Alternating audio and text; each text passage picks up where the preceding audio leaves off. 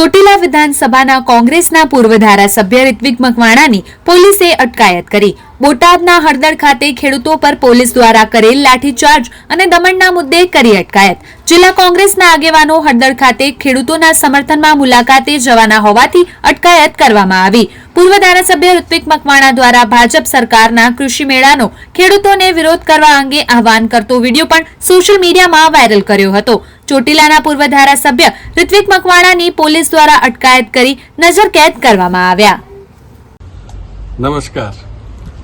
છેલ્લા કેટલાક દિવસોથી બોટાદ માર્કેટિંગ યાર્ડ ખાતે કપાસ પકવતા ખેડૂતોને પડતી મુશ્કેલીઓને લઈ અનેક આંદોલન ચાલી રહ્યું હતું।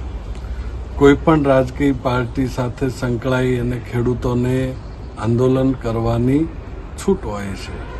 એના અનુસંધાને બોટાદ અને એની આસપાસના વિસ્તારના લોકોએ પોતાની વ્યાજબી માગણીને લઈ અને આંદોલન ચલાવ્યું। એના સંદર્ભે ગઈકાલે બોટાદના હળદરની અંદર જે કંઈ ઘટનાઓ બની બંને તરફી અમે એને સંપૂર્ણપણે વખોડી કાઢીએ છીએ। આવી ઘટના વહીવટી તંત્રએ બનવા દેવી જોઈતી નહોતી।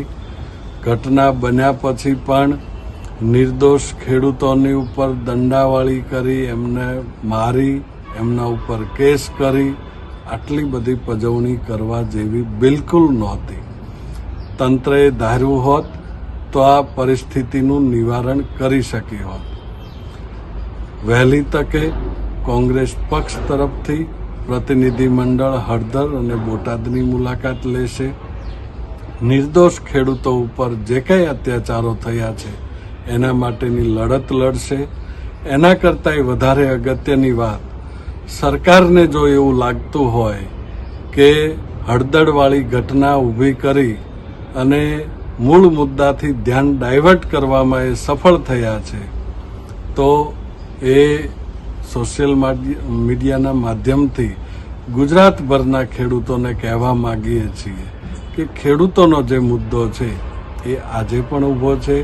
કડદા પ્રથા બંધ થવી જોઈએ અને એમની જે બીજી માગણીઓ છે એના માટેની લડત કોંગ્રેસ પક્ષ બોટાદ હળદરની મુલાકાત લઈ અને સમગ્ર ગુજરાતના તમામ તાલુકાઓ સુધી આ લડતને લઈને જશે। એની સાથે સાથે સોશિયલ મીડિયાના માધ્યમથી ગુજરાતભરના તમામ ખેડૂતોને એક નમ્ર વિનંતી કરવા માગું છું, એક આહવાન કરવા માગું છું કે તારીખ 14 અને 15 બે દિવસ સરકારનો કૃષિ મહોત્સવ શરૂ થાય છે। એક બાજુ કૃષિ મહોત્સવના નામે સરકારની વાહવાહી કરે છે અને બીજી બાજુ ખેડૂતો ઉપર અત્યાચાર થાય છે। હળદરમાં બનેલી ઘટનાને કાળા દિવસ તરીકે ઉજવીએ અને આવનારા કૃષિ મહોત્સવનો સંપૂર્ણપણે બહિષ્કાર કરીએ। સરકાર દ્વારા યોજાતા એક પણ કૃષિ મહોત્સવને લગતા કાર્યક્રમની અંદર ગુજરાતભરનો એક પણ ખેડૂત પ્રતિનિધિ ભાગ ન લે એવી વિનંતી કરું છું। એનો સંપૂર્ણપણે બહિષ્કાર થાય એવી વિનંતી કરું છું અને ભારતીય જનતા પાર્ટી કે એની સાથે જોડાયેલા કોઈ પણ ખેડૂત આગેવાનો જો કૃષિ મહોત્સવની અંદર ભાગ લેતા જ દેખાય, જો કોઈ ભાગ લે તો સોશિયલ મીડિયાના માધ્યમથી એવા કહેવાતા ખેડૂત ચહેરાઓને પણ ખુલ્લા પાડવા જરૂરી છે।